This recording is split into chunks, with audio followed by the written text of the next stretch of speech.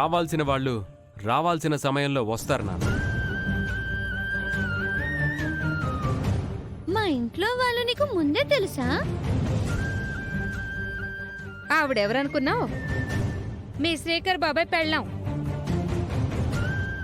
అవునా? ఈ విషయం నువ్వు నాకు బయట ఎందుకు చెప్పలేదు?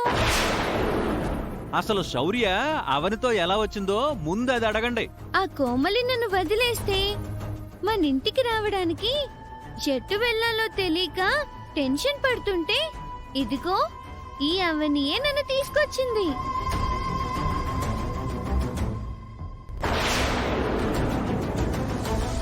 అవును, నువ్వు శ్రీకర్కి పెళ్ళానివైతే ఈ ఇంట్లో ఉండకుండా ఎక్కడుంటున్నావు? ఏయ్, నీకు ఆ విషయాలన్నీ ఎందుకే? నోరు మూసుకోనుండు. బుద్ధుందా నీకు? పిల్ల విషయంలో కొంచెమైనా జాగ్రత్త ఉందా నీకు? రోడ్లో ఒంటరిగా ఉంది.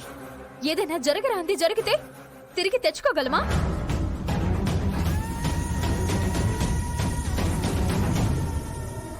పుట్టిన బిడ్డ దూరమైనందుకు మెట్టినింటికి దూరమయ్యి పుట్టింటికి అంకితమయ్యాను.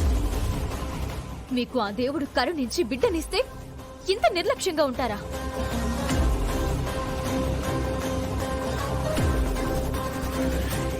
ఇంత బాధ్యత లేకుండా ఎలా పెంచుతున్నారు? అంటే నువ్వప్పట్నుంచి అలాగే ఉన్నావన్నమాట. నీలో ఏమాత్రం మార్పు రాలేదన్నమాట.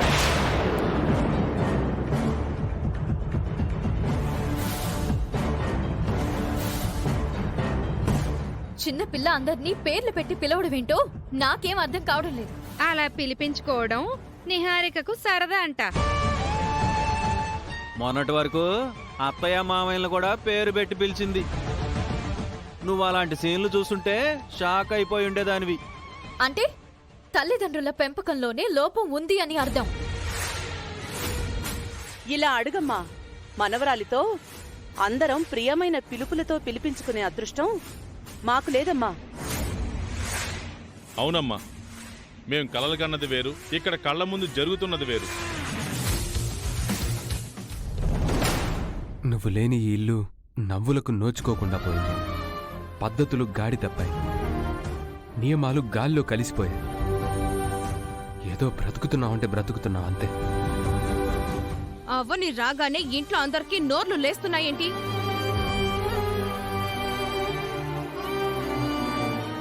ఐదు సంవత్సరాలు మన ఇంటి ముందు నుంచి నడిచే అర్హతని కూడా కోల్పోయిన ఈవిడ గారు నా కూతురిని తీసుకొచ్చిన వంక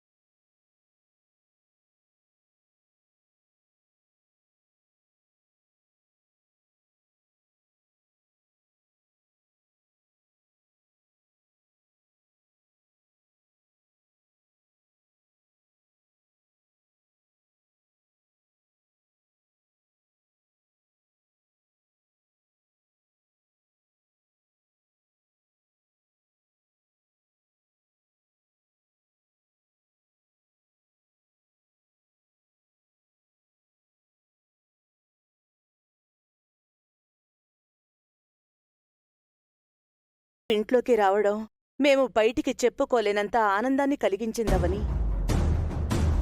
ప్రస్తుతం మేము ఎలాంటి పరిస్థితుల్లో ఉన్నామో నీకు ఈ 10 నిమిషాల్లోనే అర్థమై ఉంటుందమ్మా. బంధాలలో మధురం అనేది పిలుపుల మీద ఆధారపడుంటుంది. అటువంటి పిలుపులకు కూడా నోచుకోకుండా బతుకుతున్నాం. మీరేదో నన్ను ఇంట్లో మిస్ అవుతున్నట్టు మాట్లాడుతున్నారు. అది నిజమైతే గనక ఇన్ని రోజులు మీరు నన్ను దూరం పెట్టరు. నాకు తెలిసి నా మీదున్న కోపంతో మీరు నన్ను తలుచుకుని కూడా ఉన్నారు. అమ్మా నాన్నలు ఈ 5 సంవత్సరాల్లో నిన్ను చాలాసార్లు తలుచుకున్నారు.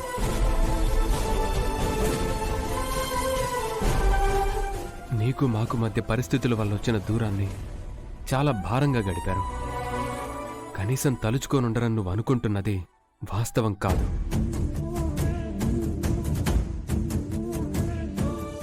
కాలం గడుస్తున్న కొద్దీ జ్ఞాపకాలు మసకబారిపోతాయని, భావాలు మారిపోతాయని అందరూ దూరమైపోతారని అంటుంటారు. కానీ నీ విషయంలో మాకలా జరగలేదు.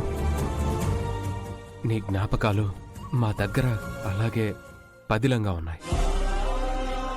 జరిగిన విషాదకరమైన సంఘటనను మర్చిపోలేకపోయాం. అలాగే హృదయాలకైన గాయాలు మానిపోలేదు. ఇది నువ్వు నమ్మినా నమ్మకపోయినా వాస్తవం. మాట్లాడవేంటమ్మా? మీరు సమయానికి భోజనం చేస్తున్నారా? సమయానికి మందులు వేసుకుంటున్నారా?